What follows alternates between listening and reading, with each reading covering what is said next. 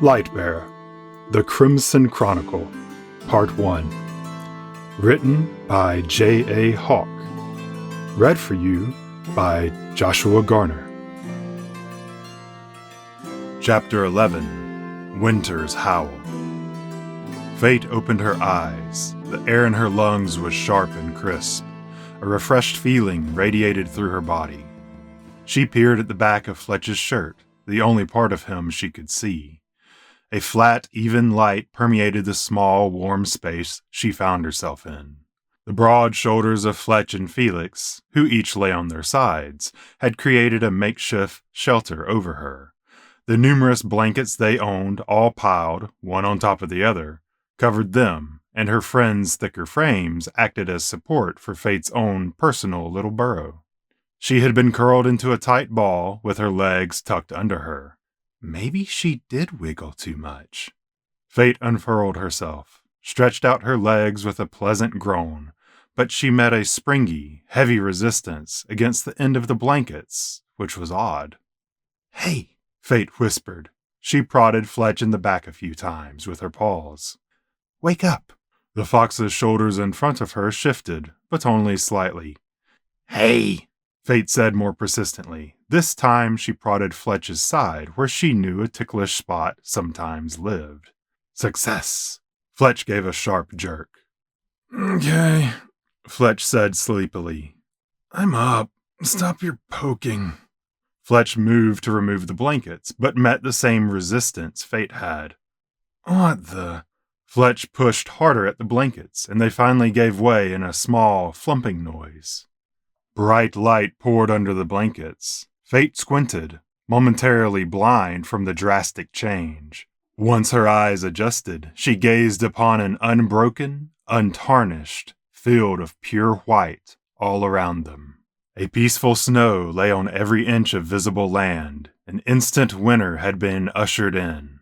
Technically speaking, it was still autumn for a few more weeks, but Viernola seemed not to care. Fate looked around at the brilliant snow and for a moment was content to just take in the perfect, untouched beauty. A frigid wind blew stoutly among them, and with that abrupt blast of cold air, the peaceful moment passed. "Where is Edek?" Fate asked suddenly, looking everywhere for the large drake. "Edek?" she called, her voice echoed softly against the fresh snow. Nearby, a snow mound shifted, powdered sheaves of snow falling in a small avalanche. Edek's curled outline, close enough to touch, began to emerge as he lifted his head and shoulders, sending a slow, billowing wall of white towards the bundled group. "Don't shout," the drake muttered tiredly, his large eye only half cracked open. "Oh!" Fate exclaimed. She braced herself against the chilly cloud that passed around her. She gasped. "Sorry, you were totally hidden." The drake's large head flopped back down on his huge paws, his eyes slowly closing again. "Wow, would you look at that?" Prince Felix's head had lifted from the blankets and now looked around in a myriad of wonder at the snow-blanketed mountain. "It looks cold," Edek rumbled in clear annoyance. The drake shifted again, sending more snow cascading off his back. Fletch got to his feet, looking up at the peak of the mountain. "It doesn't look too thick, just a dusting in the night," he commented. "The path should still be manageable, and hopefully the sun will melt it down." He dug down into a mound of soft snow and unearthed the hidden pack beneath. He beat away the icy sojourners that stubbornly clung to it. "Best if we wrap up all the same. It looks clear now, but it might not hold forever. Also, take enough bundles of wood to make a fire. The snow will have drenched anything we find higher up, and we'll need to dry out any fuel before it will catch." With their instructions set, each of them set about gathering their supplies, packs, and the extra wood, which they tied to the frame of Edek's saddlebags with leather cords. Before they set out, each of them took a skein of warm wool from their bags and wrapped their feet tightly, a warding against the chill of walking miles in the snow. Everyone was busy except Edek. The drake was loath to move from where he lay, doing nothing to help with the preparations to leave. "Are you all right?" Fate asked, coming over to the drake's large head with a concerned look. Edek opened his eyes slothfully and looked at her. "It's so cold," he complained in a low voice. "I know." Fate laughed quietly. She brushed a patch of snow from between the curved, ribbed horns that framed the drake's head. "You have to move the blood, or you'll never warm up. Come on now." "Up you get," she persuaded. Fate took a step back to make room for him. Edek gave an unmistakable groan of displeasure, then one huge paw after the next. Each foot was adorned with 5 curved talons that could tear a full-grown deer in half. Eventually took the weight of their owner, and he stood. He was on his feet, but the drake's head still drooped.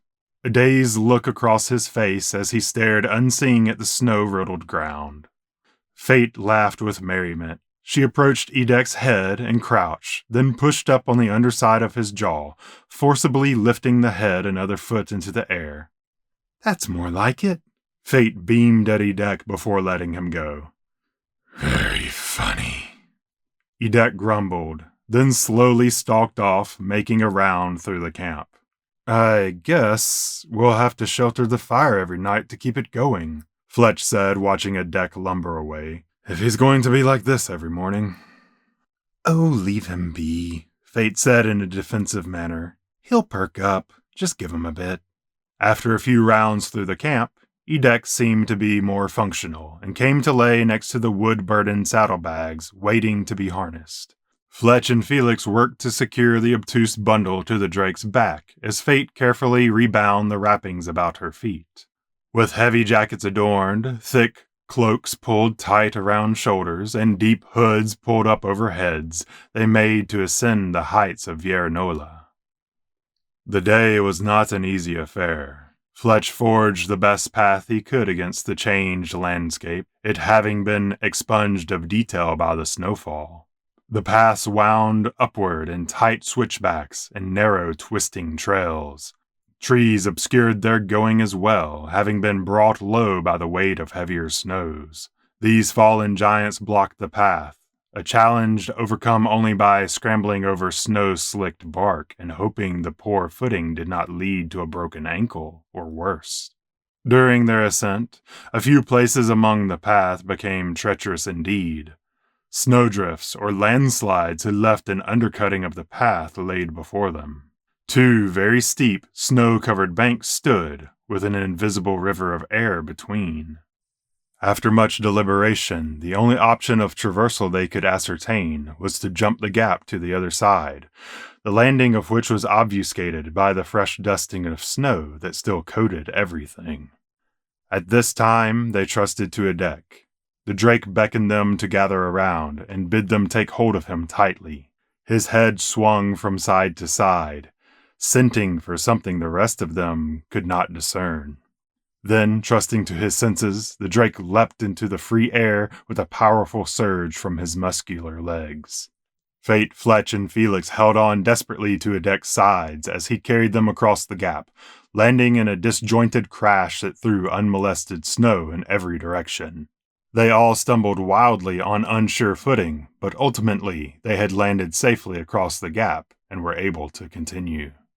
Long they proceeded up the mountainous paths. Morning eventually waned to noon, and the hardy sun gave them a short reprieve from the bitter wind that howled through the sturdy evergreens that called this lonely section of the mountain home. Fletch stood leaning against one of those tall trees, basking leisurely in the warm sun, when Prince Felix approached him. "Don't you think we should get going?" Felix asked. It had been an hour-half they had stayed in this one spot, and after a quick meal of trail rations, the prince seemed eager to press on.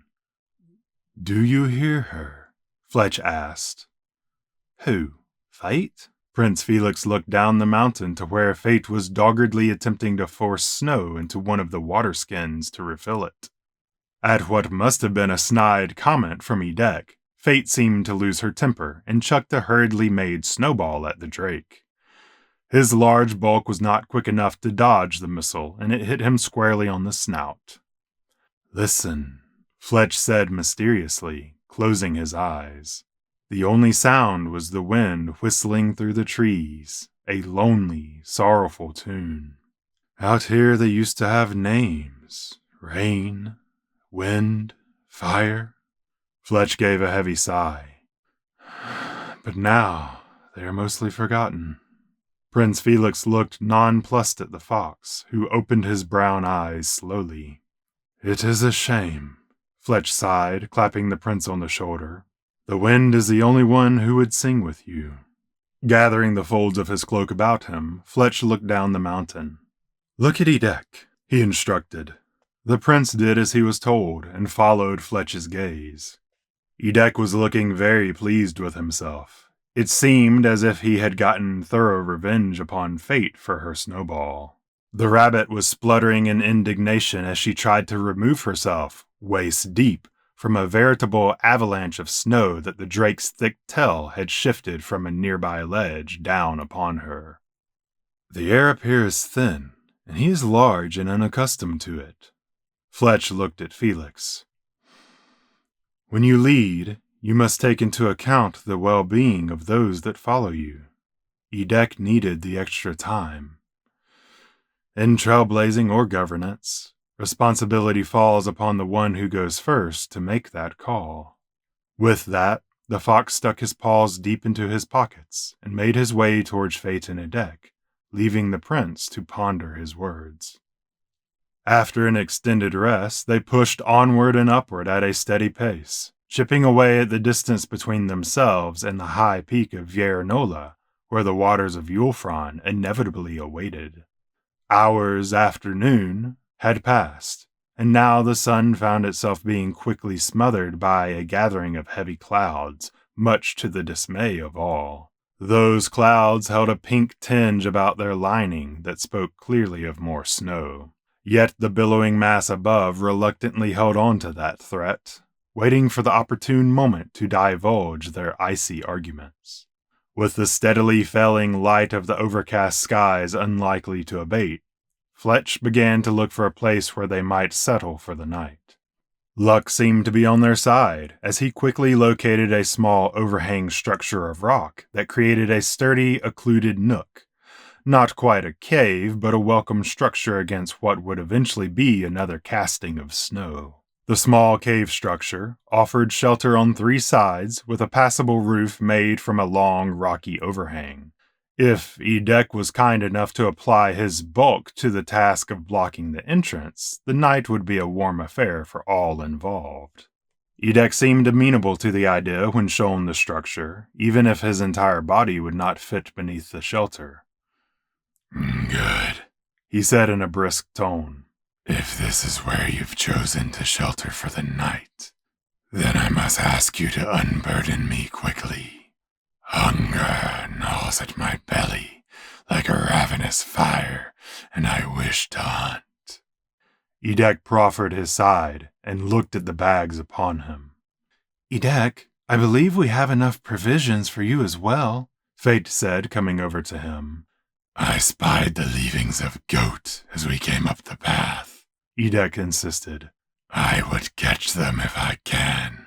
I fear my appetite far outweighs what would be meat. I do not want to tax your stores in case our stay is longer than expected." "We'll be sure to have a good hearth to welcome you back," Fletch said, unbuckling the cinch strap which went around Edek's belly. Then he took hold of the saddlebags and slid them to the ground. Edek stretched his back and scented deeply, with his jaws slightly open. His large flat tongue darted across his nose once, then he bounded into the fast-approaching twilight. A small fire threw shifting shadows onto the walls of the gray and white speckled rocks of their concave shelter. The pale moon of early night could be seen rising in the distance, peeking between clouds that had sent forth scattered snows that swirled and billowed in the strong wind that occasionally harassed the mountain. It had been a few hours since Edek had left them. In that time they had created a fire and ate a meal from their packed rations.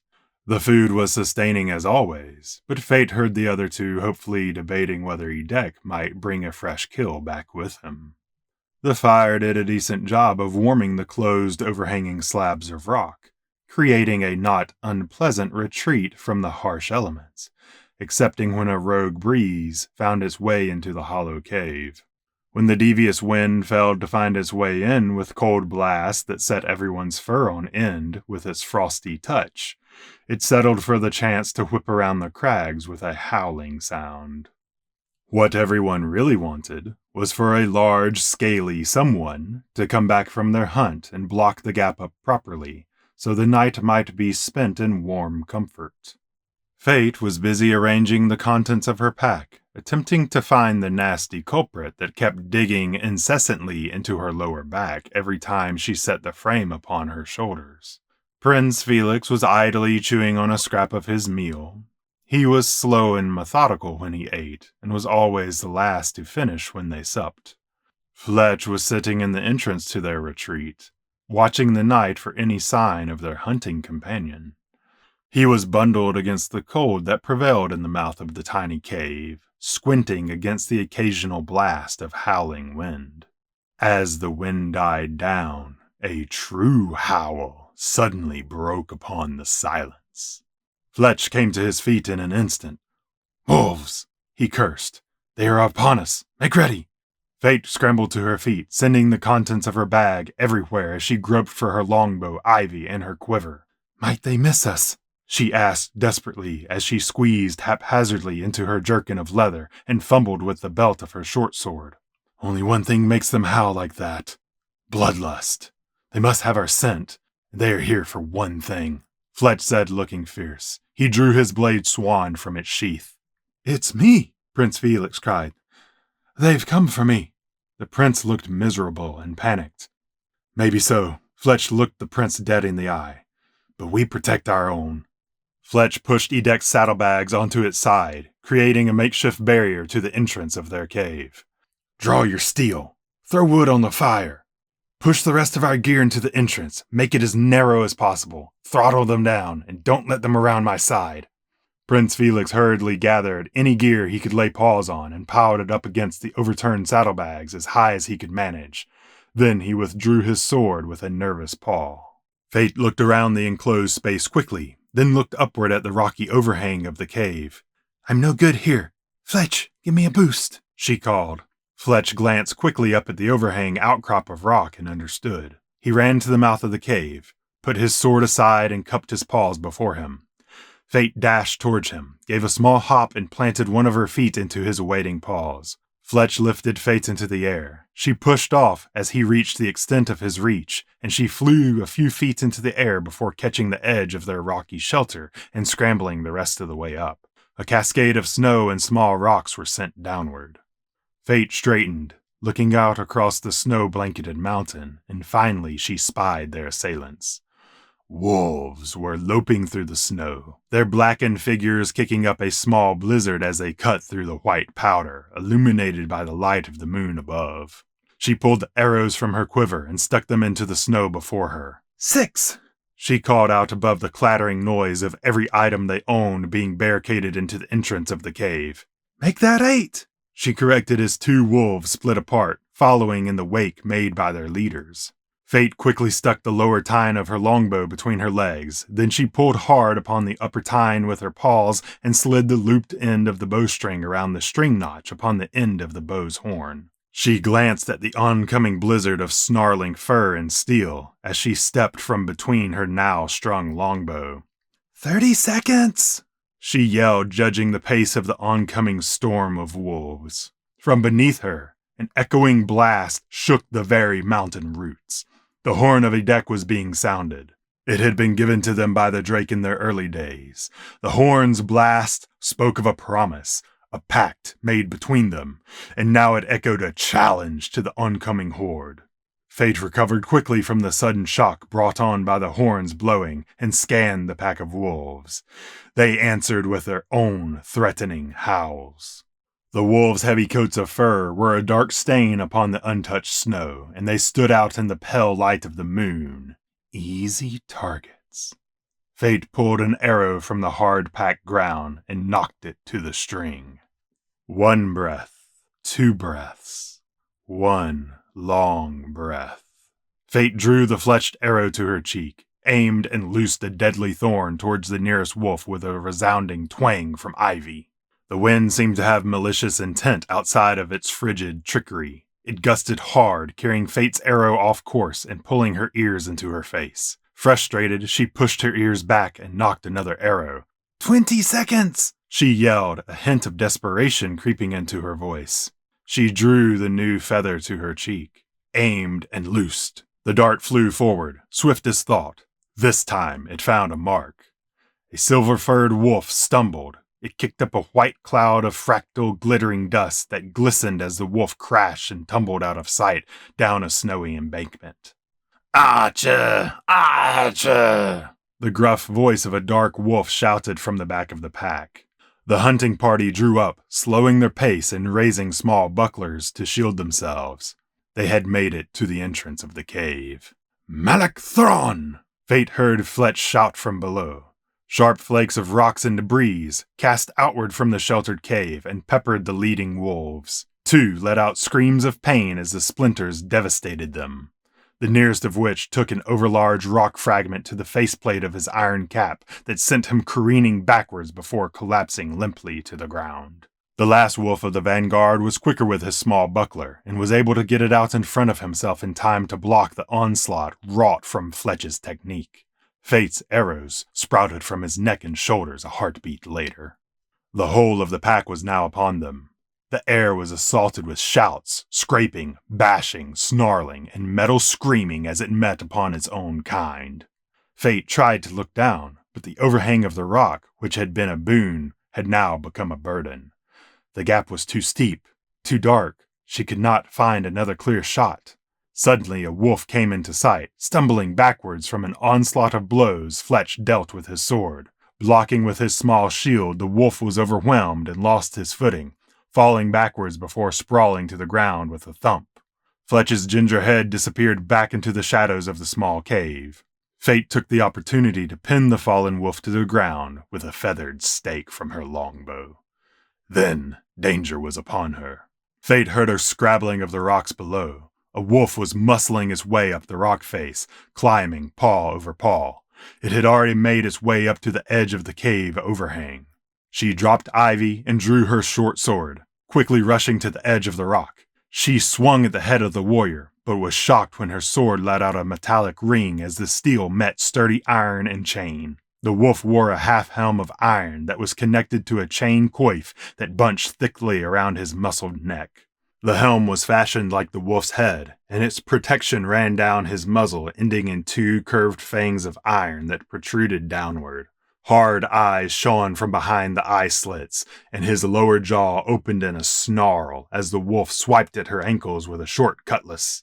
Fate dodged backwards, nimbly avoiding the blade, then sprang forward and brought the edge of her sword down upon the wolf's paw that was holding onto the overhang. The wolf screamed in pain as the knuckles of his paw were stung, and he disappeared with a tinkling crash of chainmail as he bounced down the rock face and out of sight. Fate put away her short sword and ran hot-foot back to her longbow. She drew an arrow from the snow and fixed it to the string. Desperately, Fate looked over the edge of the small cave and wondered if she should jump down and try to help her friends or maintain the high ground advantage. She could hear Prince Felix and Fletch still making music with their swords below, but they were outnumbered. What she needed was light. She considered infusing an arrow to throw below. Then, in shock realization, she cursed herself. Her lithium bracelet was down below in the pocket of her thick jacket. She was on the verge of jumping down when a quiet noise behind her made her heart plummet. Fate twisted around, drawing the knocked arrow to her cheek with all the speed of her kin. Her longbow sang. The arrow whistled into the night sky. There was a flash of toothy white. Pain. Then Fate's world went dark. Gruff voices spoke to one another in harsh tones. Pain throbbed from behind Fate's eyes. Each pump of her heart felt as if a spike were being driven into the back of her skull. She could feel a sticky matting of her fur around her ears and a warm trickle of something at her neck. She lifted a paw to touch the fur and found she could not. Groggily, Fate opened her eyes. White little spots popped to life before her. She looked down at her paws, unsure why they would not do what she asked. They were bound. Fate struggled against a tight ribbon of dirty cloth binding her paws together. She tried to free herself, but when the bonds proved too tight, Fate gave up and looked about her. She was in a hastily made cage of rickety sticks that had been lashed together. She closed her eyes, and for a moment fear laced through her, sank down to her very core. A small trickle of tears squeezed from the corner of her eyes as panic threatened to overwhelm her. She pushed out with her feet against the cage of wood, and when it did not give way, a small whimper escaped her. No, not again. She took a shaking breath, fighting against her dreaded fear. She swallowed hard, trying to marshal her emotions and keep a clear head. She was still afraid, but fear would not own her. Fate began to listen to the raised voices now. She opened her eyes and looked for the owners. Lightbearers, spat a voice. A dirty brown wolf was speaking. Bloody Lightbearers, he continued ranting. Did you know what they were? The wolf's voice was accusatory. They tore us to shreds the moment we set upon them. A second voice answered. It was lower and graveled, but calm and collected. Fate had trouble hearing what it said. She shifted as best she could within the confines of the cage, trying to see the speaker. The grave voice belonged to a sable wolf of great stature and size. He was sitting on a rock next to a small fire. A marvelous longsword and a cobalt scabbard leaned against his leg, and he wore blackened, boiled armor, which was open in the front as he attended to a wound he had sustained. The brown wolf was apparently displeased with the sable wolf's answer and continued accosting him. What's the use of scouting? The dirty brown wolf spat. A swift attack is always better. So, I suppose you think it's my fault then, do you? It is your fault, Howl. The sable wolf rose to his feet with a snarl. The graveled voice was no longer collected, but direct and deadly. You gave us away, you fool. The only reason I haven't killed you myself is because somehow you nabbed that one. The sable wolf pointed a long claw at Fate's cage. His amber eyes flashed in the moonlight as they briefly met hers. If they are mercenary outcasters, then they might ransom that boy for her. The sable wolf sat back down upon his rock and applied pressure to a place beneath his armor with a blood-stained cloth. Also, I thought I told you to disarm her. What do you mean? I did. Howl shook Fate's belted short sword at the sable wolf, which hung limply from around one of his shoulders. Then why does she still wear her armor? She could have anything hidden on the inside. The sable wolf grimaced as he pressed harder at his wound. Do as I say if you want to survive this accursed mountain. We make the exchange, then I never want to see your hide ever again. Is that clear? Howl twisted his face at the order, but seemed hesitant to challenge the command. Even if the sable wolf was hurt, he looked more deadly for it. Howl glanced quickly at the longsword leaning against the sable wolf, seemed to think twice about whatever wicked notion had struck him, then begrudgingly stumped towards Fate's cage with a low grumble. The dirty wolf was on Fate before her brain could react. She shirked away from him as the rickety cage was opened, and she was only able to let out a small squeaked, "No," before a rough paw grasped her around the nape of her neck tightly. She struggled, but his grip was like a vice upon her neck. It was so tight that the skin around her eyes felt pulled back and she could hardly breathe. The wolf took out a small knife and cut the strings of her leather jerkin, pulled the armor roughly away from her, and threw it to the snow. Fate's thin cotton shirt ripped at the back as the wolf forcefully removed her armor. yet his grip never once released an ounce. "Ho, ho," Weil said in a greasy voice. "Would you look at this?" Weil pulled Fate around roughly. The cold air assaulted her as the wolf deliberately ripped the back of her shirt open wider, examining her furred back in the light of the small fire. "Golden spots," he said in wonder. Fate struggled against the iron paw at her neck fruitlessly, and the wolf forced her down upon her knees. "You know," Weil said greedily. He looked up at the sable wolf. "we could just take her to the heed. She would sell well, you know, and be damned the boy. Chasing that tail has led to nothing but trouble, but she would make for quality earning." Fate struggled again. "Spirited as well." The wolf laughed a wicked cackle. "Yes, she would sell very well." An evil glint sparked in Weil's eyes. He smirked darkly at the sable wolf. "You know, she's the one that gutted your Lila. I saw it. The little archer shot her full as a pincushion." The sable wolf growled, but did not rise to the bait. "Put her back," he commanded. Weil's evil grin widened. "But it's cold up here. I could use a little extra warmth tonight." Weil laughed harshly again, turning Fate's head and examining her features. Fate could barely see with the wolf's grip so strongly upon her nape, but she did manage to reach out with her bound paws to touch the wolf. She took hold of the tender fur on the inside of Weil's legs and ripped as hard as she could. Great pawfuls of fur came away as Weil howled in fury and pain. "You little whelp!" Weil raged. He reared back and punched Fate violently in the mouth with his free paw. The blow sent Fate sprawling to the snow on all fours. She coughed and spat out a mouthful of blood. Her lip had been split open.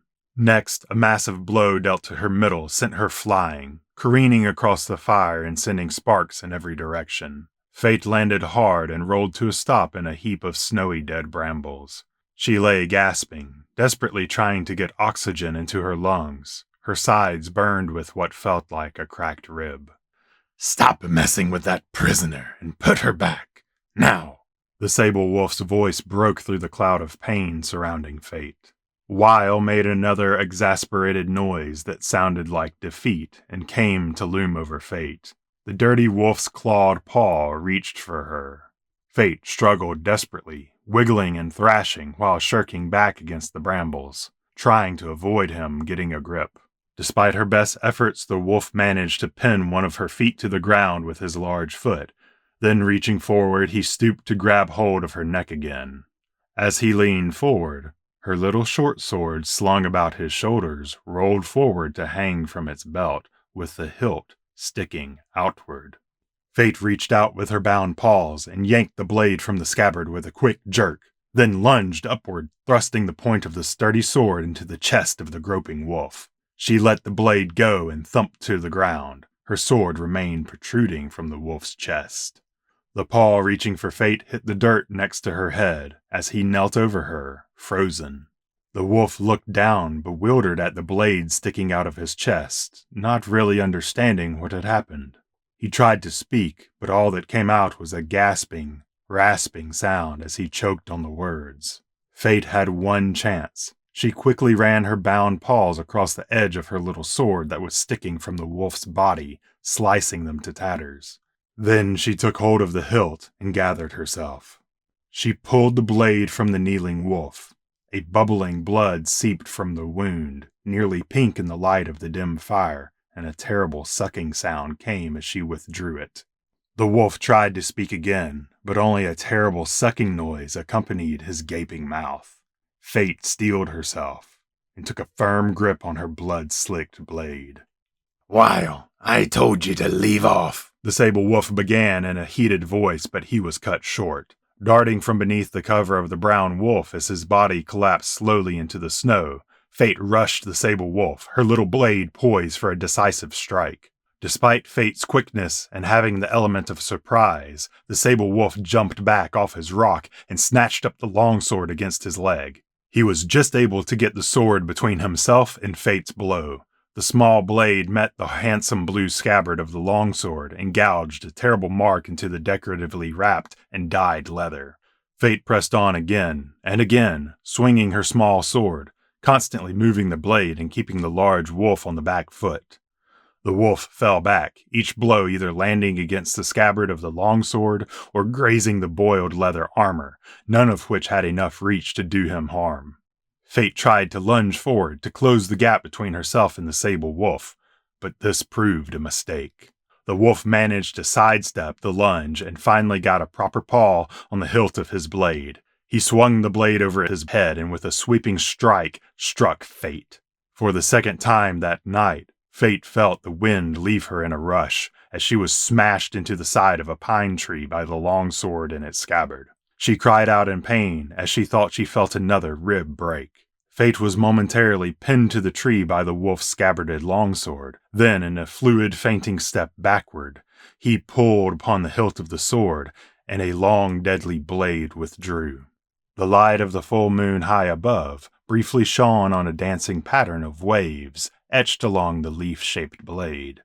Then the wolf advanced. The sable wolf's blade rushed through the air like a raging river. Fate danced backwards, avoiding the blade as best she could. She never stopped moving the tip of her short sword, parrying desperately while giving ground. The wolf had the reach with the longer sword, and she could tell from her experience sparring Fletch that this wolf was the better fighter between the two of them, and much stronger as well. She danced backwards as long as she could, but eventually he was able to force her to block an unavoidable blow that would have seen her cleaved in twain had she not met it. The force of the blow jarred her, and the wolf took the opportunity to close the distance, locking her into place with the blades between them. He reached out and grabbed her sword's hilt. Then, controlling her sword arm, he twisted the blade to the side, overpowering her resisted efforts. Fate looked up into the face of the dark wolf as she struggled against the stronger foe. All his talk about trading her in exchange for the prince seemed to have left his mind. She did not see hatred there, but only cold death lingering within those eyes.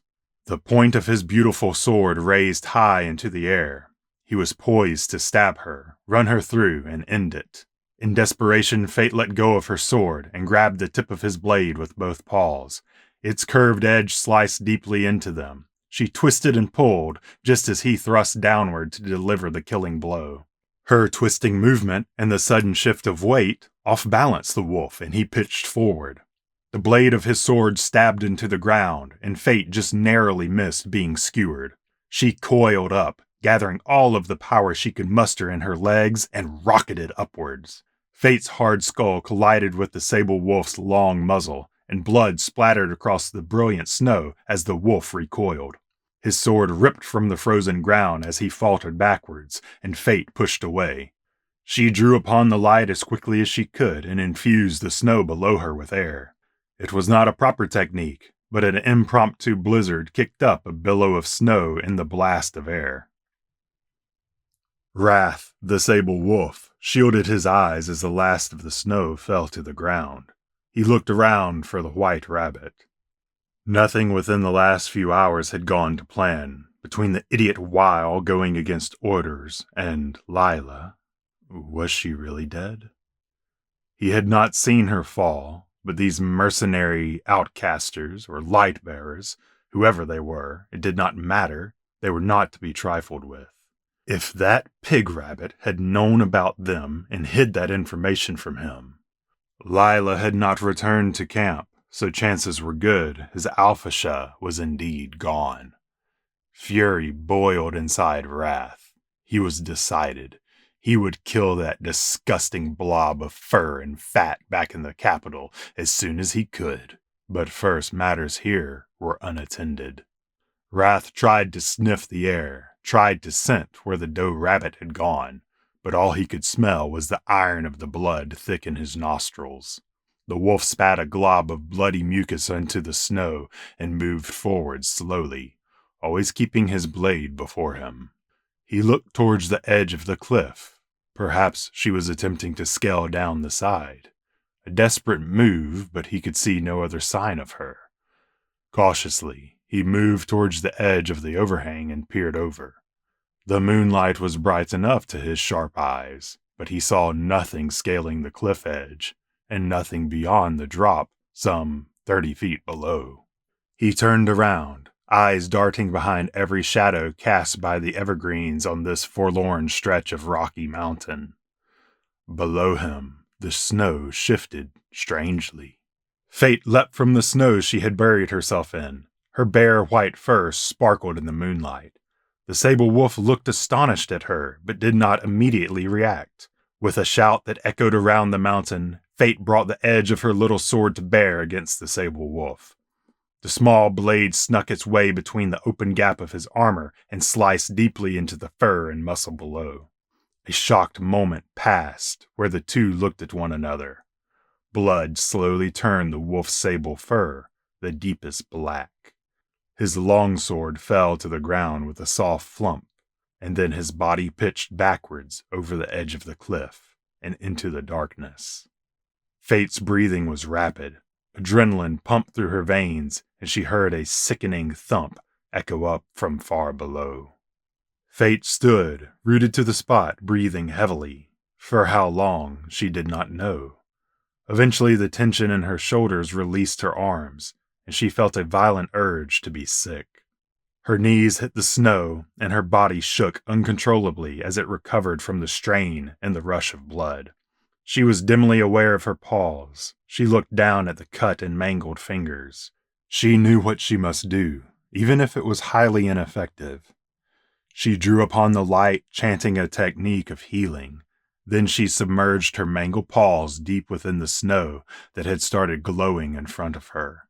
She kept up the technique as long as she could bear before releasing the light. She removed her wet paws from the icy confines to examine them. To her relief, the cut ligaments had knitted themselves together. Then suddenly, a wave of exhaustion washed over her.